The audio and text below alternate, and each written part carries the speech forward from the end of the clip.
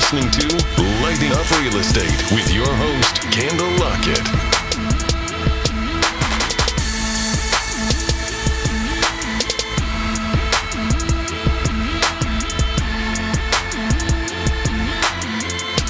If you're planning to purchase your first property or first home in 2021, you are going to need credit as a part of your financial power.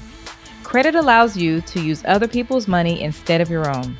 In episode 3 of Lighting Up Real Estate, CEO of HTP Enterprises Financial, Nicholas Antoine, shared his credit secrets.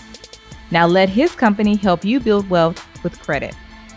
HTP Enterprises Financial is the company that will improve your scores by erasing negative items, bankruptcies, delinquencies, and more. I'm a personal client of HTP Enterprises Financial and have referred my clients and friends to this company. You get results. So I partnered with HTP Enterprises Financial to offer my listeners $100 off any plan you choose. Just go to the link in the show notes using promo code Lighting Up Real Estate. Make 2021 the year you use credit as buying power. Episode 36. Today, we are lighting up how to find properties through estate sales. As always, the goal of this show is to shine a light on people, systems, strategies, and ideas to help your real estate investing business. On the show, we have Tiffany Taylor, a realtor that specializes in listing estate properties. Estate sales are a $1 trillion business that is overlooked by investors. But did you know that these properties are heavily discounted because the heirs of these properties want closure as soon as possible? So Tiffany is here to share the strategies to finding these properties, getting your offer accepted, and even how to protect your own real estate from going through probate. Let's get started.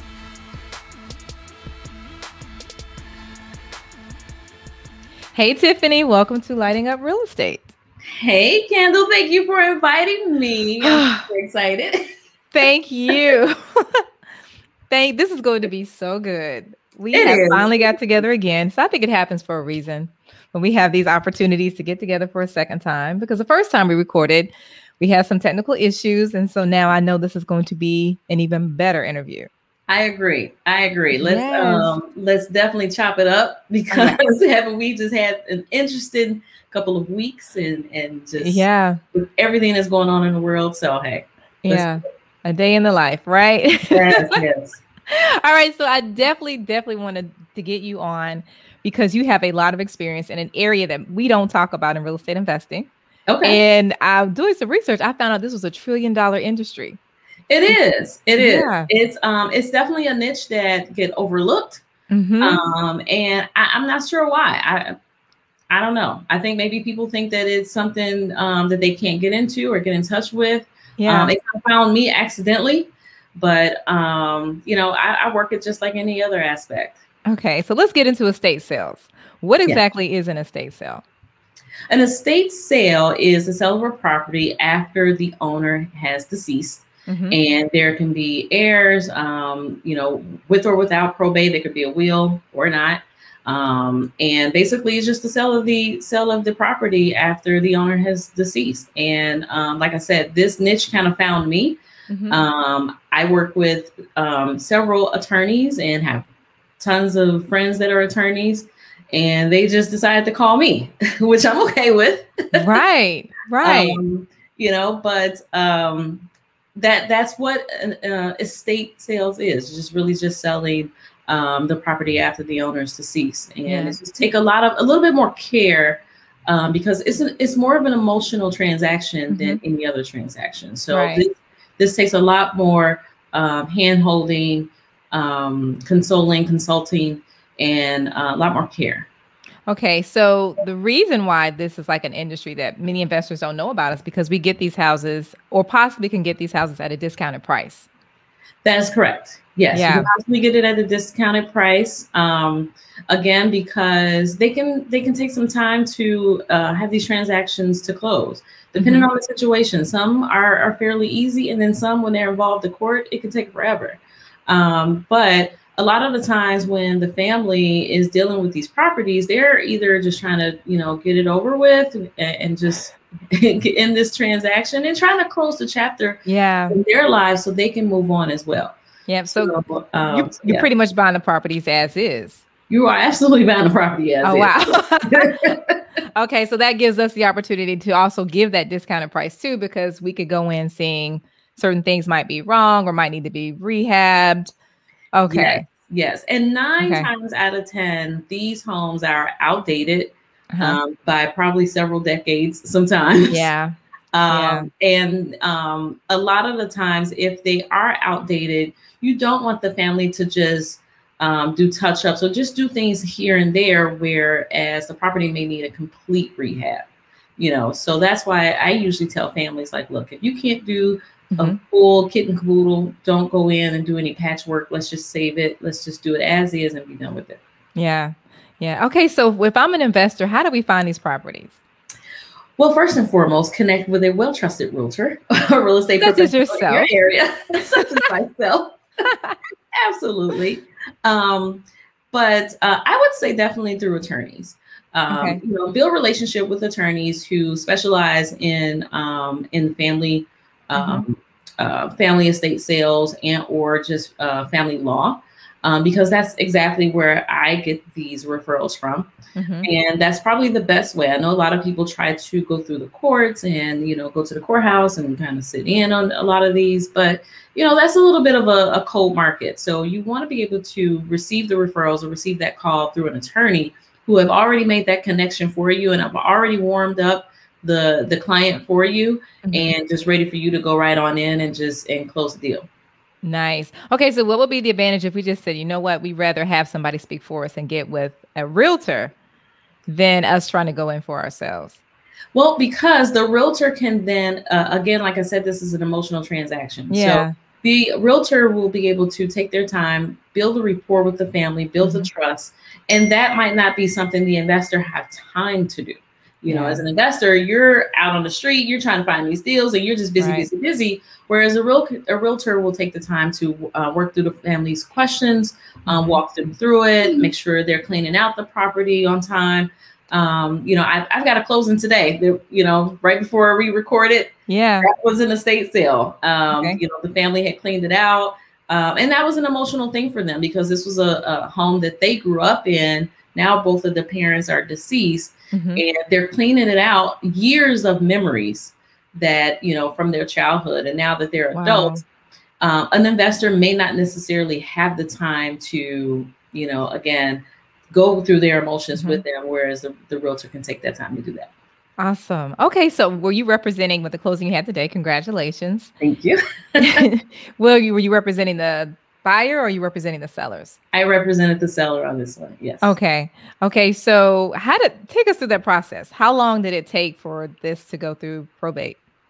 Well, this one's a little bit, this process wasn't very long because I did, again, get this referral from an attorney. And so at that point, when I get the call, the attorney knows that the home is ready to go for sale.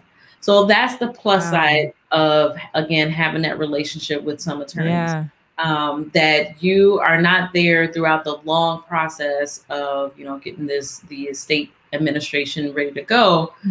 They just call you when it's ready to go on the market. The downfall to this is for example, with this particular property, this involves 3 siblings, 3 heirs. And so you have to coordinate with each one. Yes. It's probably best to figure out which one is the delegate, because you don't want to have to deal with everyone's emotions and everyone's different personalities. But if you can have that one person that you work with, that you communicate with the best, that person is also a great communicator with the other siblings. It makes it a little bit easier. So that process starts from the time the attorney called me. Same as a regular transaction. I list it, take the photos, do the comps, make the suggested price, put it on the market for the suggested price, handle all of the showings. Everything else is the same, again, with the exception that you are doing more coordination with multiple people, emotions.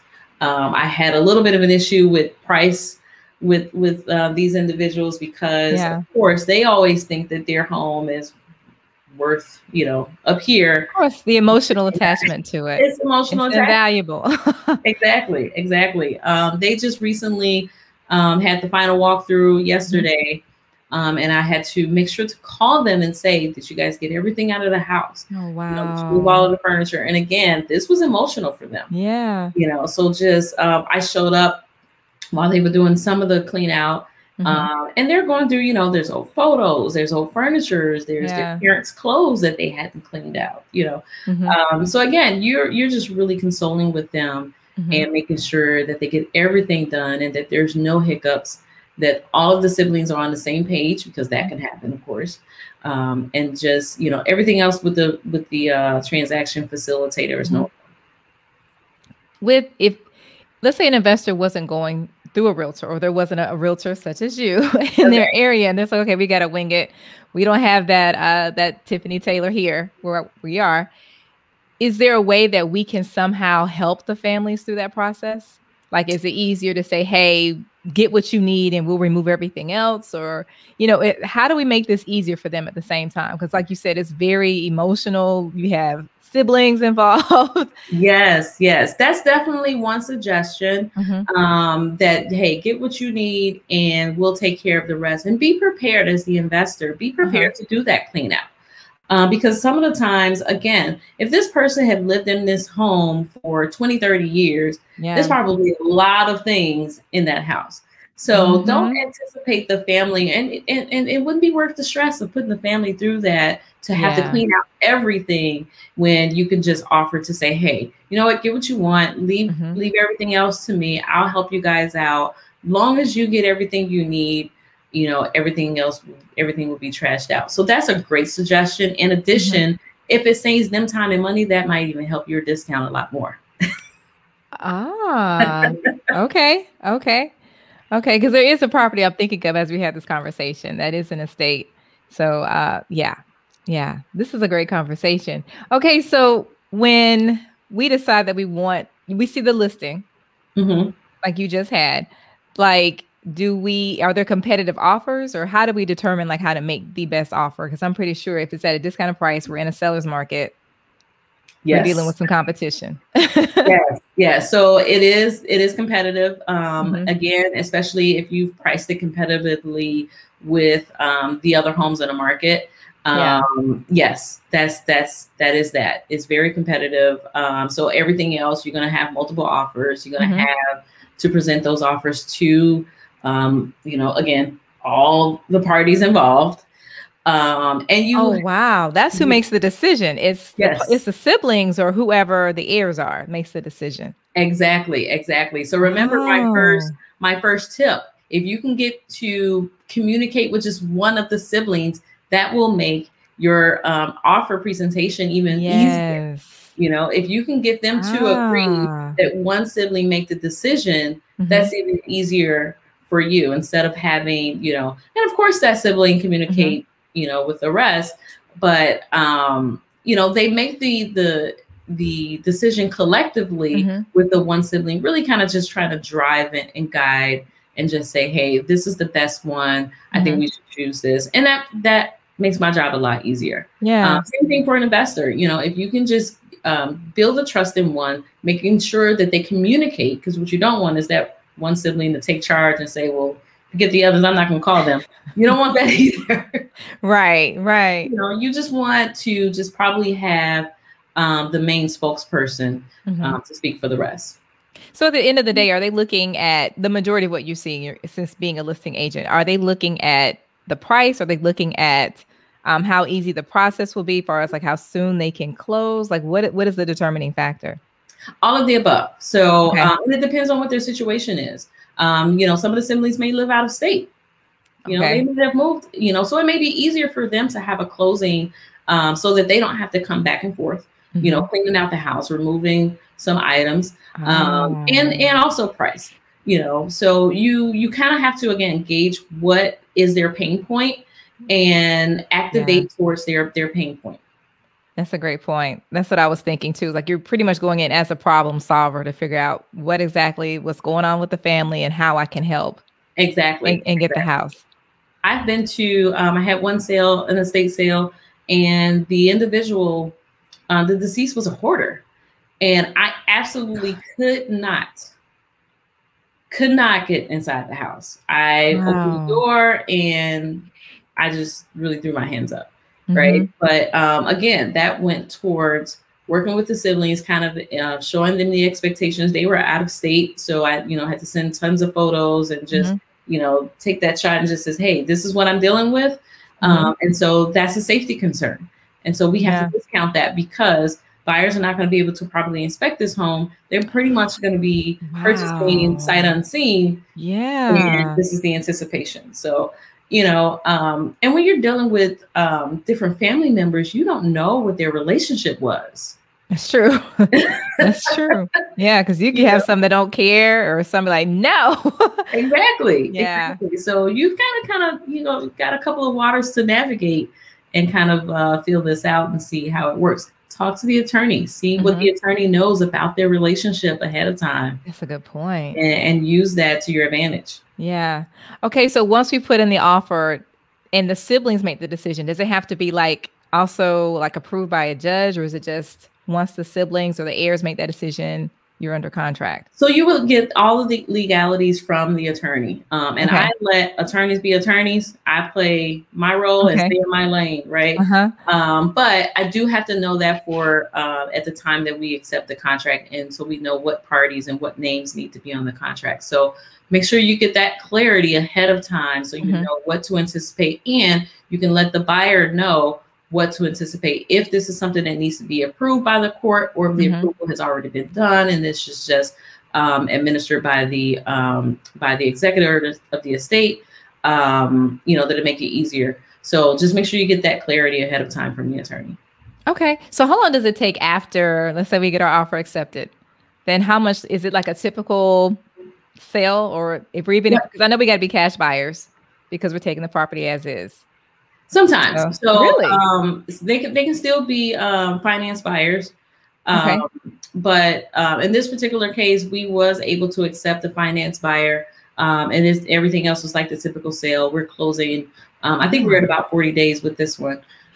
So everything else is the same. And even most of some estate sales, as I've had in the past, it's been a little bit of both. So probably 50-50. Where most were just finance buyers or they were cash buyers. Yeah. So what happens if it's financed and is something wrong? Can we put in for repairs, or can we address any concerns? So that again is being upfront in the very beginning. This is sold as is. Most of the time, the executors do not have the funds to make repairs. And they don't want to put any money either. Exactly. So if you know that your that lender is going to be requiring some repair in order to approve the loan, you might not want to take that offer. Okay. That's interesting. Okay. So how long was the one that you had today? How long have you guys been under contract? I think this one was about 40 days. 40 days. Okay. Yeah. Is that typical for estate sales?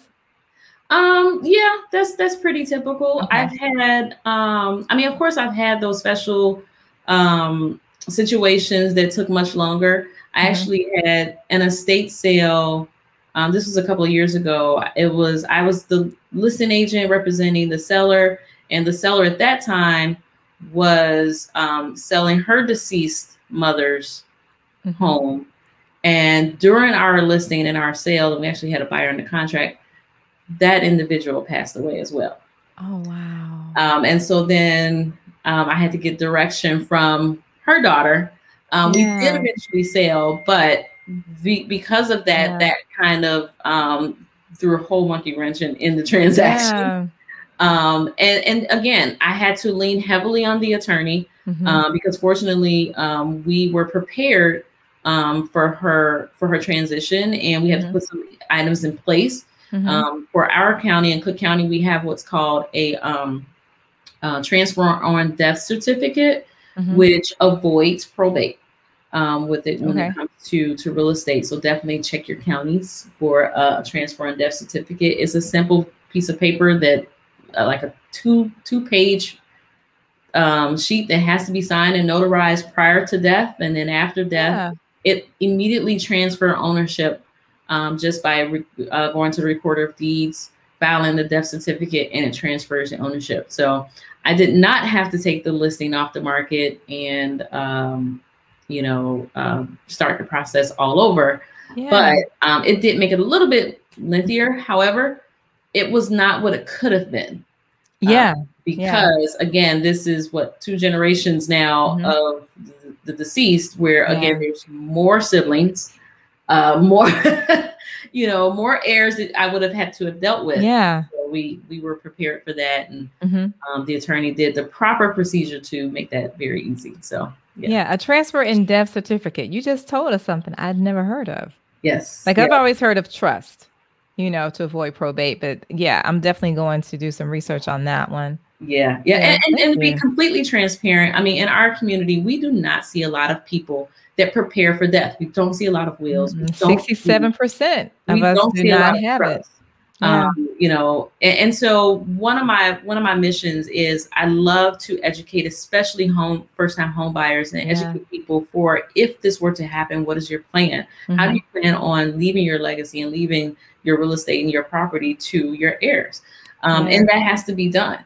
And so it makes it a lot easier when you have these conversations and you prepare for that with just knowing whether you're going to do a will, a trust, a transfer on death, or whatever the case may be. But unfortunately with the generation that we're in now and our older generation, we're not taught these things. Yeah. They, first of all, were, owning real estate for a lot of them was something that was not even, they were not able to accomplish. Yeah. And so now in their older age, and now that they're elder, they still don't have a lot of things together. I went through that with my own family. I'm still in the middle of a 2-year probate with my grandfather on several properties that we can't touch, we can't sell just yet. We're still trying to, figure it out. My great grandmother, who is now 4 years into her probate, her estate sale. Wow. So having these conversations with our families ahead of time and having those conversations with your children, your grandchildren, make everything a lot easier. Yeah. So how do you have those conversations? Like when you get that listing from the attorney, like what does that conversation look like when you first speak to them about selling the property? Is it a little bit uncomfortable? Is there something or is it just coming personal because of what you're experiencing right now?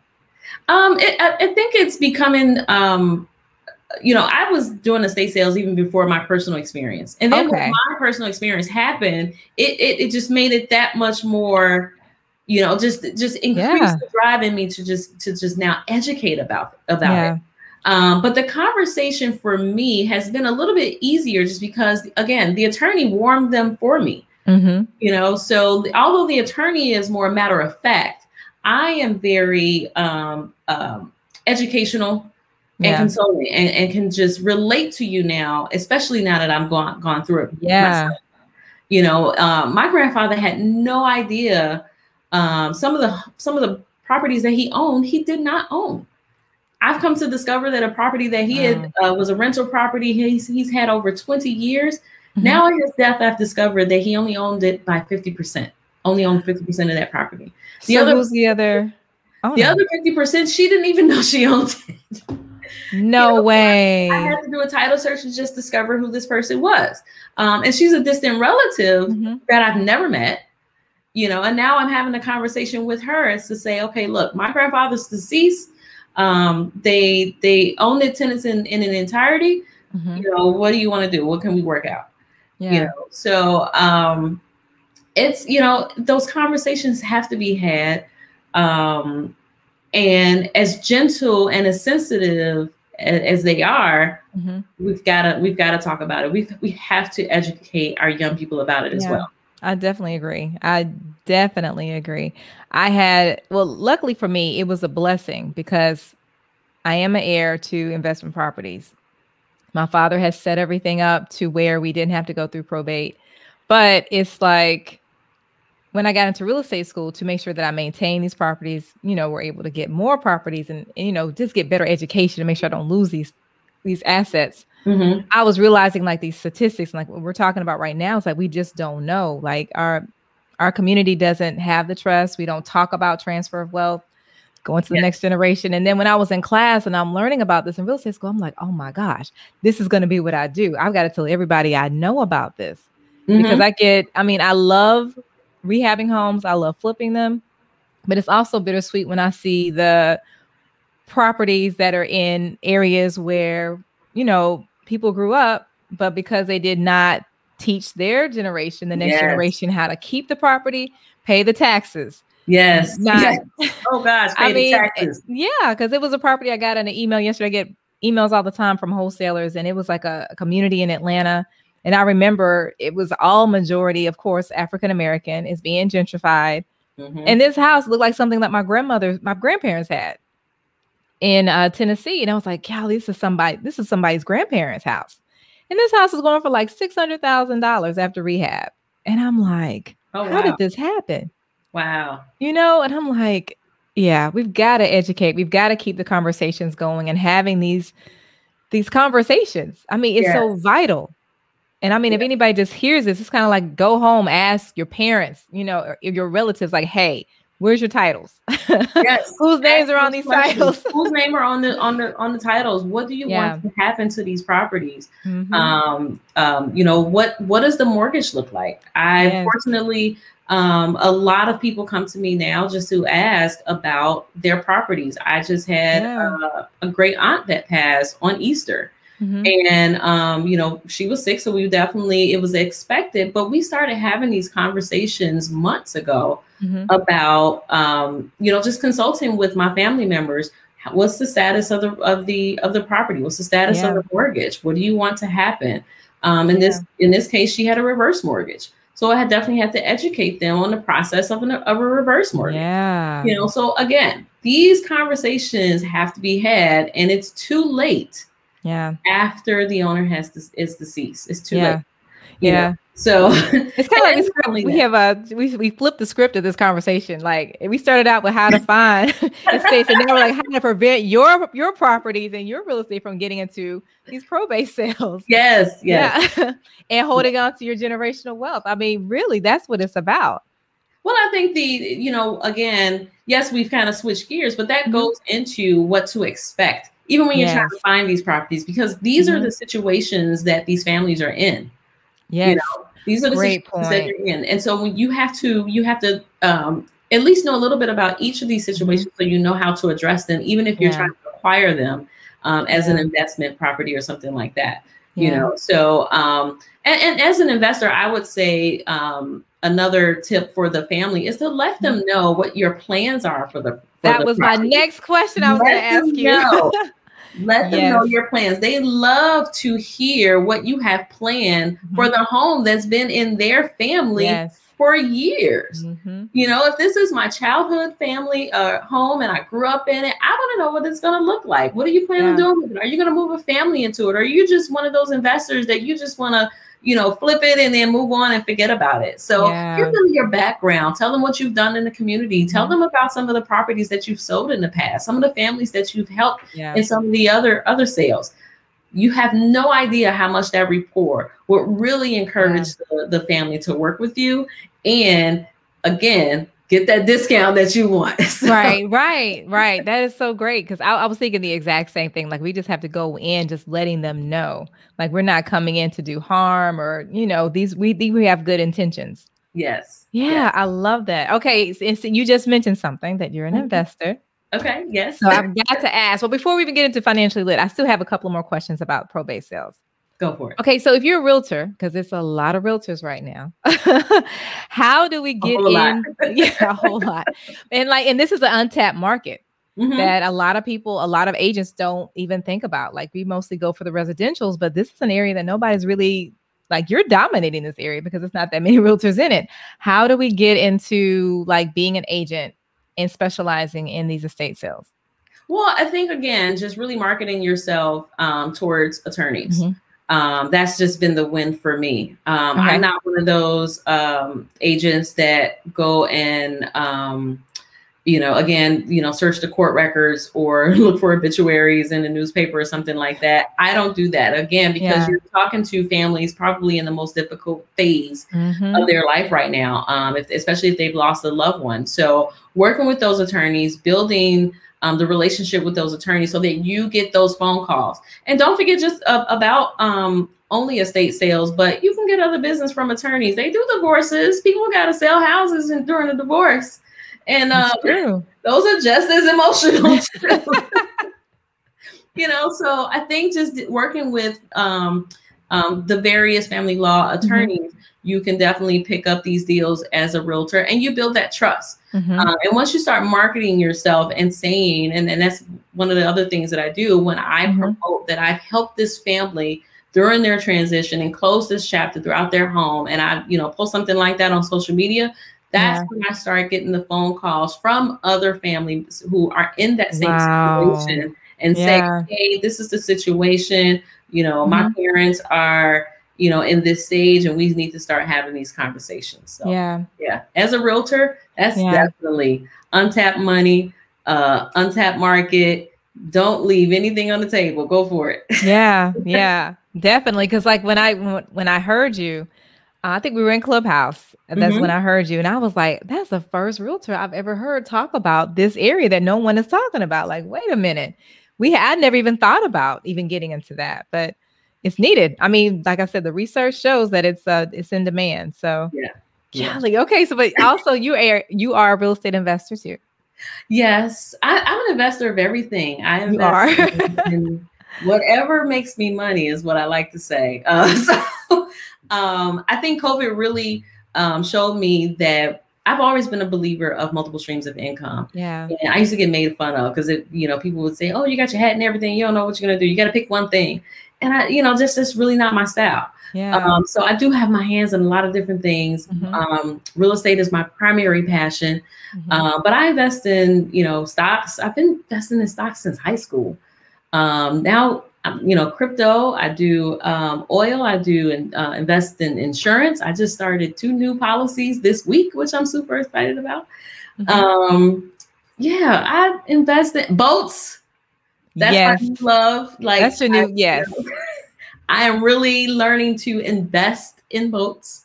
So that's going to be my new, we'll see where that goes. Okay, so tell us what you're doing with boats, because I love this story. You be besides like look pretty on them, but yes. How you're making the money on those? You're collecting a bag with those boats. This is it started as a hobby, which I've loved. I've had friends with boats for many years. I recently learned to drive boats. I do boat share and have my own as well. But I am currently seeking my captain's license, so I will very soon be Captain Tiffany. Wow. The master captain of a boat. But investing, so just really connecting people then that's how it started. I again kind of fell in my lap. Yeah. And just being the social butterfly that I am, and knowing people who want to buy, and then I knew some people who want to sell, and so actually after just connecting them after our conversation today, I've got to head over to the marina and take some photos because I do have a new listing for a boat that's about to go. So you treat it just like real estate. Yes, I'm treating it just like real estate. Wow. Exactly. So some investing, again, boats don't appreciate as much as cars, but they really hold their value. So I'm finding that people want to invest and learn how to use their toy as a cash cow, and that's what I'm helping them do. And nobody else, you have no competition, I assume. I don't have a competition in our community and people that look like us. So that's the good part. This is a breakthrough for me, as well as people of my age, people that come from where I came from. Yeah. For us, we were, you don't get your hair wet. We don't swim. Right. right. Exactly. But this is all about just loving life, living life, the luxuries of it. It's not, something that's not obtainable. It's extremely affordable, which is what most people don't know. Plus you have fun. So yeah, you're breaking a lot of barriers. So how has it been since you're tapping into an area where there's not many that look like you? It has its challenges. Okay. But fortunately I am opening eyes for people who Great. didn't think that we were interested or didn't think that it was obtainable. Mm-hmm. And so that's the part that I love about it. Is there's now so many, minority and especially Black professional boat owners that I know, Nice. so that's been huge. So, Mm-hmm. hey, you guys have an interest in that, don't be afraid to reach out. Yeah, you got to create a course on that one. I will. I don't know Yeah. where this is going to go, but I'm going to marry my two passions, boats and buildings. And I'm going to put those two together. Love I'm going it. to figure out, I would love to do closings on a On boat. boats. Yes. I'm going to figure this out. So stay tuned. Okay. So with the getting your captain's license, is it classes you have to take, or are there things that you have to like physically do to get to earn it, or actually on a boat? Okay. You've got to have, there's at minimum 360 days experience Wow. physically on top of the class. And I probably underestimated this class just a little bit. I just thought it was just going to be like, oh, okay, I can. But no, this is like, they're like really, this stuff is real stuff. Really? Like, so more for like driving the boat, the more mechanics so of the boat, all of that? Navigating waters and being on the open ocean, open waters. For us, I'm usually about, 3 to 4 miles off coast. They are really teaching you, like if you are in the middle of an ocean or something like that. Wow. So it's kind of, if I had to relate, if you remember when you got your driver's license and you had to learn the rules of the road, but most of it you don't use, and most of it you probably don't even see. This is the same thing. Same thing. Wow. So does it depend on the boat size, or you can also do like any boat when you have a captain's license? Yeah. So your captain's license do come in stages of the boat size.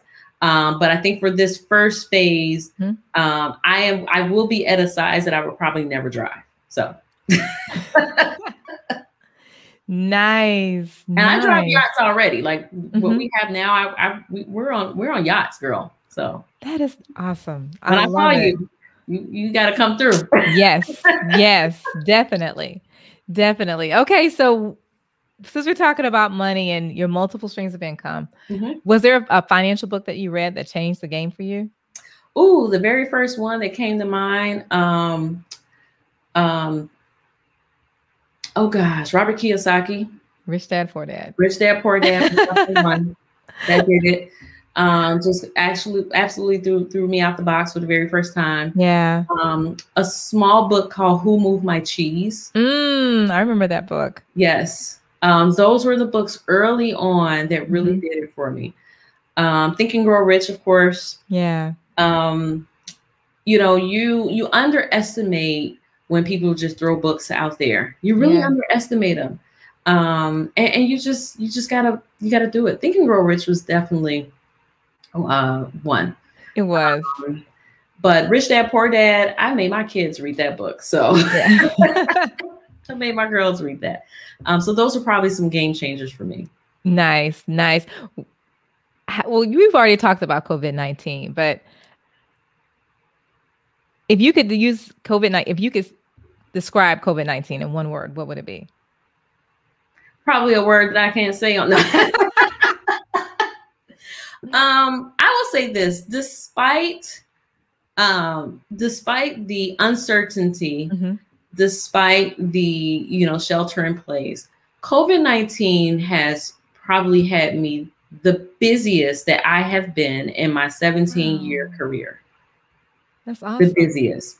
And I didn't expect that. I had the same anxiety that everyone else had. I just thought that, okay, I don't know what's going to happen to my income. I don't know, where we're going to be. But the real estate market completely did a flip. It completely did a shift. And I'm going to be honest, it really showed who's real and who's not. Speak more on that. That's interesting. It really showed who's real and who's not. It really showed experience. Because even for someone like me, I consider myself a negotiation beast. Like I can negotiate and just get what I want, and we're all happy, but I still got what I want. Right. And this really tests my skills, even in this market. And it's no one's fault in particular. Like I just had a conversation with one of my colleagues who said that she's the fourth real estate agent that for this particular client, and she had to explain and set their expectations and say, look, I'm not going to create magic. If you went through 3 other people and now you're coming to me expecting, something different, so it really is just being honest. But it does help to have experience. And now that we have so many people who have had the time over COVID to reevaluate their life. Yes. And pivot, that's the word. Yes. And so now they pivot to real estate. And unfortunately, this is probably not the best time for newbies to get started. I agree. Because those of us that are experienced, agree. those of us that are experienced, we know this is not it. This is not the market. And so if you're paying attention and watching very carefully, the experienced investors are sitting back, waiting this market out, and they can't, so they're just kind of just like, okay, we're going to let all the newbies just run around, like they're little chickens with their heads cut off. And we're going to sit back and just wait this cash cow out and collect later. So, that's what most of my clients have been doing. Yeah. I definitely agree with you on that one. Cause I think unless you like you said, experience is the key word, and you can get in with those investors that are flipping to get those homes on the market, because it is a seller's market. It's hard to get in because you're on the other side of the game. But yes, I agree. It's a lot of new agents reaching out to me, and it's like, whew, I don't know what to tell you. I mean, because it's a hard market right now. It is a hard market. Same here. I have some new agents reaching out to me, and same thing. Like, I don't know what to tell you, but I've had an investor client that usually keep a portfolio of, I think she probably had 40 units, and she unloaded, liquidated, and she is just sitting back. She's like, yep, I'm good. And she knows that she's going to come back even bigger because she, cashed out, sold everything, and she's going to wait until the prices level out. And once they do, now she has the capital to even go larger. Yes. That is a great strategy. I definitely agree. So what is your ultimate goal for 2021 besides getting your captain's license? Get my captain's license, right? Be on these boats. My goal for 2021. I think my goal for 2021 thus far has been a lot more personal than for business. So I've really set a lot of personal investment goals, which I've probably underestimated my goals myself, quite honestly. So just a lot of personal investments, some areas that I decided to even pivot myself and take a stab at, for example, these boats. And this has exposed me to a lot more people, a lot of people that I probably ordinarily would not have had contact with, because again, this is an industry that our community is not from. So I am definitely I can see that I'm taking these initial steps and creating a path for whoever's welcome to join. Nice. So business wise, I really want to create some strong agents. So I am taking some time to recruit, looking for some strong agents that want to join the team and come aboard and really learn how to navigate a market such as this. Nice. When I first got my license a long time ago, I too started in a market then it was prior to the market crash, but I too started in a market that was unprecedented at that time, and learned the skills that I know now, which even now, some of those skills are being tested, So I think that the best agents are made in markets like this. And that's what I want to do. I want to bring out some really good people and just change the game. Yeah. And see, you know what? Okay, so when you were talking earlier about this market, I was referring to the agents, but you think right now is the best time for agents to get in? Yeah, I think that now is the best time for agents to get in, and you're well aware. There's Mhm. a ton of new agents right now, Yes. but you and I both know that there's a lot that's not that will not survive this market. Yes. There's a lot of new agents that are not going to get the business that they thought that they were going to have. They're not going to have the skills and the experience that they thought that they were going to get, Mhm. and they're just going to say, you know what, this is not for me. You know, Because let it's me get highly something else. competitive right now because of Yeah. the lack of inventory. Yeah. Yeah, it is highly competitive, but Yeah. I do see the time or I do see the opportunity for me as a Mhm. broker to develop agent Yes. skills during this time. So Okay. that's the other growth that I see for my Mhm. company as well. Nice. Nice. Okay. So what is your ultimate goal? I don't, it changes. I think my ultimate goal is That's to, a great thing. it does. Yeah. My goal can change. Like, today it'll be one thing. Tomorrow I'll be like, I just want to just be on this boat.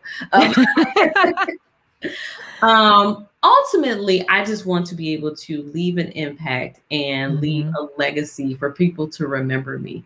That Wow. does not necessarily mean that I'm gonna have a ton of money in the bank, or I would hope I have a ton of money in the bank. But I just really want to be that person to inspire. Mhm. That's my goal. I think that our purpose in life is that.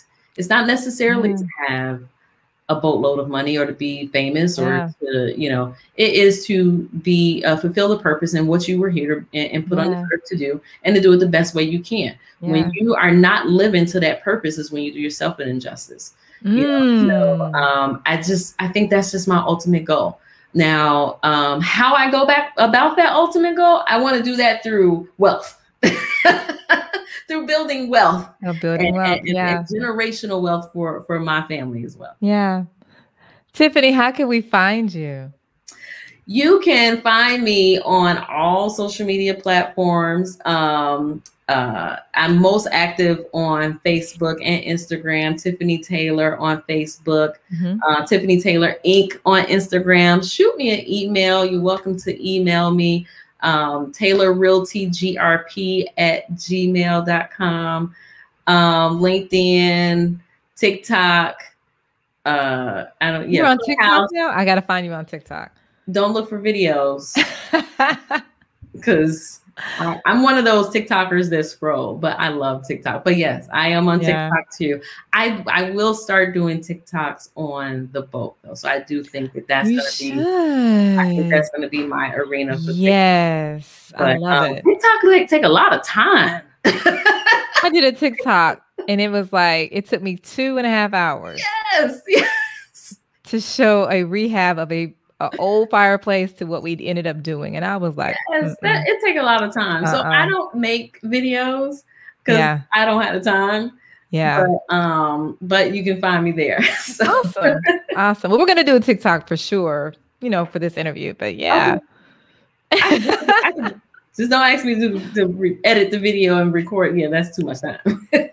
Exactly. Exactly. I'm like, okay, I know it's something else I could be doing, but I'm like you, I could scroll all day. I can scroll all But day. making it, that's like a term paper. Like exactly. You're hilarious, girl. Well, girl, thank you again for being on the show. This was such an honor to have you. And this is, like I said, it was better than the first one. Absolutely. Yep. You know, I will come back anytime. Definitely. Yes, especially when you become captain, Tiffany Taylor. Yes. Yes. Coming soon. Coming soon. Yes. When do you take the test? I think the end of this month, end of May. Oh, wow. So I'm actually preparing to, I've got my application ready to go. You have to be approved by the Coast Guard, and it's fancy. It's real stuff. So is it hands-on, or as you sit at a desk? How does that work when you take your test? It's a little bit of both. It is hands-on Wow. because you have to show that you know how to use a map, like not just GPS. Like they're like, what if the GPS is gone? And I'm like, what? You wait, like compass stuff? Like compass stuff. Yes, girl. Wow. Yes. Like geography class and geometry, because you got to know how to use the compass and triangles and angles and real stuff. I was like, oh, you mean that stuff that I thought I would never use? I've actually got to use it now. Well, that was just like in real estate school. We had to learn how the plots, the maps. I'm like, we're not going to be using this to go on listings, but we had to learn it. Legal description and gosh. Yep. Same wow. Here. Wow. So, well, the best of luck to you on this test. You've got it. I got it. Yeah. I'm ready. Yeah. I'll be watching Instagram. I can't wait to see you on that boat saying I'm Captain Tiffany Taylor. Captain Tiffany. Exactly. And look out for this one I'm going to go look at today. I'm going to take some photos. Nice. I've got to stage it. So once it's staged, I'll have the complete photos, but I'll do a sneak peek today. Okay. So how do you market your boats? Do you just put them on Instagram, or is there MLS for this type of thing? There is a boat MLS. Wow. Yes. There's a boat MLS. But yeah, social media, internet, word of mouth. That's definitely the number one way. But yeah, there are boat MLSs. Okay. So if somebody wants to get a boat from you, they can just figure out a way to get it to wherever they are. Like, it doesn't have to be in. It does not have to be local. People all definitely buy boats, state to state, sometimes countries. But yeah, there's ways, and you get a survey, just like you would get an appraisal on a house. You get what's a survey. You get your sea trial, which is like your test ride. Yeah, it's a whole experience. It's an experience. Nice. That's the best way to name it. It's an experience. Nice. Well, congratulations. I love that you're creating this path for us. Absolutely. You get a mortgage on a boat just like you would a house, Yeah. It's another asset. It's another asset. Exactly. So are you also getting those too? Like with probate, are you being able to, once you get your captain's license, you'll be able to also, if someone has a boat, they pass away, you can sell it on behalf. I hope so. Nice. Yeah. Nice. I had one last season.